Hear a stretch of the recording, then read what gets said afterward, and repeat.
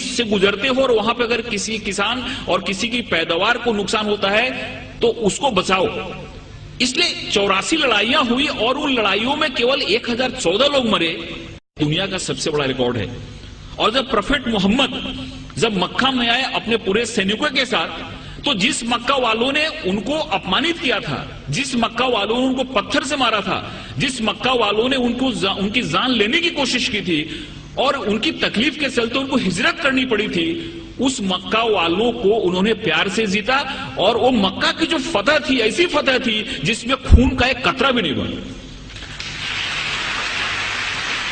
Prophet محمد کو جتنا اپمانت کیا گیا تھا، پروفیٹ محمد کے زندگی کو جتنی تکلیف دی گئی تھی، اگر وہ چاہتے تو جس سمے انہوں نے مکہ میں پرویش کیا، مکہ کی فتح کی، اسے میں ہزاروں لوگوں کا قتل کرا سکتے تھے، لیکن ایک بھی خون کا قطرہ نہیں بہا اور بڑے پیار اور محبت کے ساتھ انہوں نے مکہ کو فتح کیا.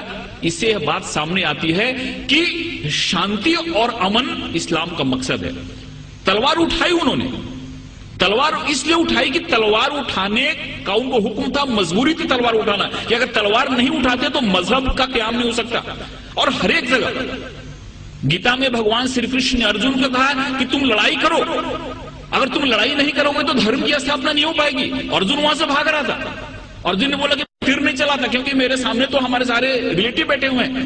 بھگوان شری کرشن نے کہا کہ یہاں پہ دھرم کی استھاپنا کے لیے تم کو لڑائی کرنی پڑے گی، تم کو لوگوں کو مارنا پڑے گا. اگر تم نے لڑائی نہیں کی تو دھرم کی استھاپنا نہیں ہوگی.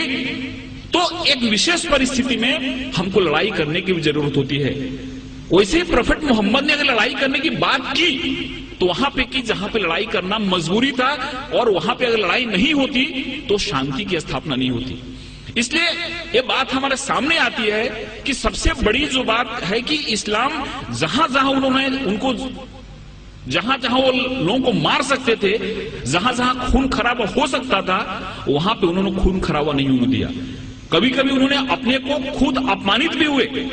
جیسے کہ بہت لوگوں کو معلوم ہوا کہ صلح حدیبیہ جو ایک قرار ہوا، ایک جو معاہدہ ہوا، اس میں بہت سارے ایسے ٹرم تھے جو ٹرم ان کو قبول نہیں تھے، اسلام کے ماننے والوں کو، مسلمانوں کو قبول نہیں تھے. لیکن پروفیٹ محمد نے کہا کہ اگر میں یہ معاہدہ نہیں کرتا ہوں تو بہت بڑا خون خرابہ ہو جائے گا اور اس خون خرابے سے بہت لوگ مارے جائیں گے. اس لیے چلو میرا اپمان ہوا تو چلے گا، لیکن شانتی کے لیے، امن کے لیے میں قرار کرتا ہوں، جس سے بہت بڑی لڑائی ٹل گئی. ایسے بہت سارے ادھارن ہیں. ایک بار ایک یہودی کا جنازہ جا رہا تھا اور پروفیٹ محمد اپنے لوگوں کے ساتھ بیٹھے ہوئے تھے. انہوں نے جب جنازہ دیکھا تو اٹھ کے کھڑے ہو گئے. ان کے لوگوں نے کہا کہ یہ تو مسلمان کا جنازہ نہیں، یہ تو ایک یہودی کا جنازہ ہے. تو محمد نے کہا، پروفیٹ محمد نے کہا، کیا یہودی انسان نہیں ہوتا؟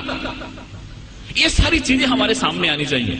اس بوڑھی عورت کی کہانی معلوم ہے کہ اس کو ایسا لگتا تھا کہ یہاں پہ اسلام بڑھ رہا ہے. ایک محمد نام کا ایسا شخصیت ہے جو سب کو اسلام میں لے جا رہا ہے، اس لوگ گاؤں چھوڑ کے جا رہی تھی. اس کے سر پہ گٹھری تھی اور گٹھری اٹھ نہیں رہی تھی.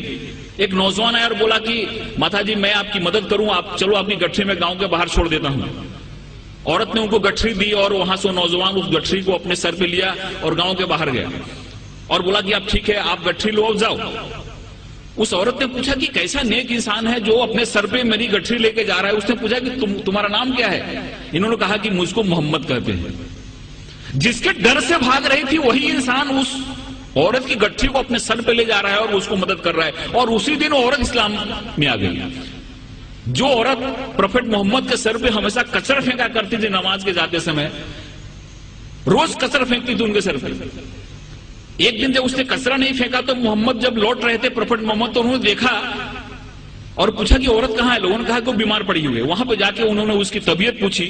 اس عورت کو لگا کہ جس انسان کو میں نے اتنی تکلیف دی، جس کو اتنا میں نے اپمانت کیا، جس کے سر پہ میں نے کچرا پھینکا، وہ کیسا انسان ہے کہ میری طبیعت بگڑنے پہ میرا حال پوچھنے آ رہا ہے. اور وہاں پہ اسلام اس نے قبول کر لیا.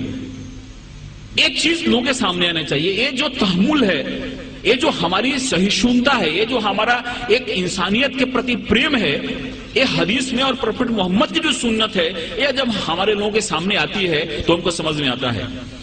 ایک ہمارے بہت نزدیک کے متر ہیں جے پور کے، ان کو کئی بار میں نے مشاعرے کے لیے بلایا. انہوں نے دو چیزیں مجھ کو بتائی. یہ دونوں چیزیں مجھ کو کہیں ریفرنس ملا نہیں ہے، لیکن انہوں نے بتائی. انہوں نے پہلا ایسا بات